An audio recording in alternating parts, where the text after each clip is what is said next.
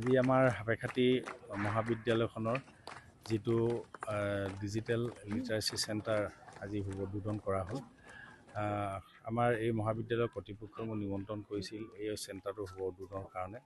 তাৰ কাৰণে আমাৰ এই মহাবিদ্যালয়খনৰ সমূহ শিক্ষাগুৰুৰ লগতে আমাৰ পৰিচালনা সমিতিৰ সভাপতিকে ধৰি সকলো সদস্যক মোৰ ফালৰ পৰা আন্তৰিক শ্ৰদ্ধা নিবেদিছোঁ।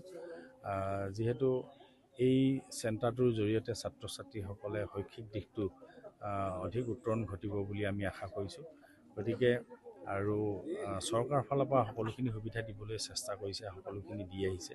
গতিকে তাৰ কাৰণে আৰু অধিক যিখিনি পাবলগীয়া আছে বা যিখিনি প্ৰয়োজনীয় সেইখিনি দিবৰ কাৰণে চৰকাৰে চেষ্টা কৰিছে যদিও আমাৰ এইফালৰ পৰা ৰিকুৱাৰমেণ্টটো গ'লে নিশ্চয় সুবিধা হ'ব বুলি ভাবিছোঁ। সেইখিনি ভৱিষ্যত সেইখিনি আশা কৰিছোঁ আৰু মোৰ ফালৰ পৰা যিখিনি সহায় কৰিব লাগে সেই সকলোখিনি মই কৰিবৰ কাৰণে প্ৰস্তুত আছোঁ।